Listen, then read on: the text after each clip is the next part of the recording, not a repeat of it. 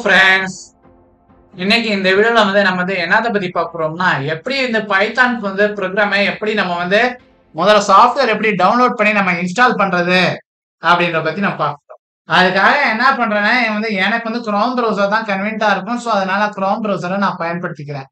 நான் அதுக்காக என்ன பண்றேன்னா, குரோம் ப்ரௌசர்ல போயிட்டு பைத்தான் அப்படின்னு நான் சர்ச் பண்றேன்.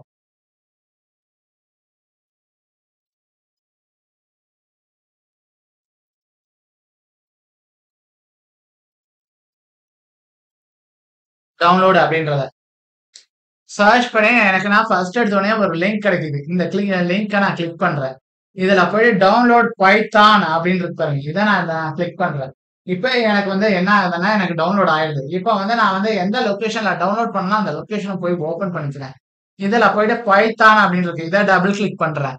இப்போ டபுள் கிளிக் பண்ணோன்னே எனக்கு இன்ஸ்டால் அந்த இது ஓபன் ஆகுது. இதுல போயிட்டு நான் இன்ஸ்டால் அப்படின்றத நான் கிளிக் பண்ணி நான் இன்ஸ்டால் பண்றேன். இன்ஸ்டால் பண்றப்ப என்ன ஆகுதுன்னா, இது டவுன்லோட் அதாவது நமக்கு ப்ரோக்ராம் இன்ஸ்டால் ஆகுது. இது ஒரு 2 நிமிஷம் டிபெண்ட்ஸ் அப்பான் உங்க சிஸ்டம் கான்ஃபிகரேஷனை பொறுத்து நமக்கு என்ன ஆகும்னா, அந்த இன்ஸ்டால் ஆகிற டைம் கொஞ்சம் நமக்கு வேரி ஆகும்.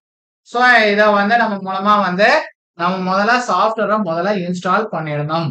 இன்ஸ்டால் பண்ணதுக்கு அப்புறமேல நம்ம ப்ரோக்ராம்ஸ் நம்ம போட ஆரம்பிக்கலாம்.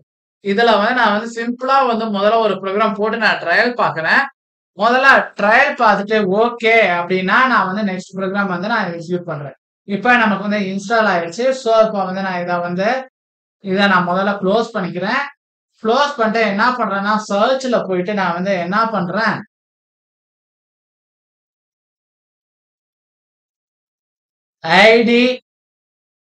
IDLI அப்படின்றதுல இதை நான் கிளிக் பண்றேன். இப்ப கிளிக் பண்ணேன் அப்படின்னா நமக்கு என்ன ஆகுதுன்னா, இந்த பைத்தானோட இது ஓபன் ஆகுது. இதுல போயிட்டு நான் என்ன பண்றேன்,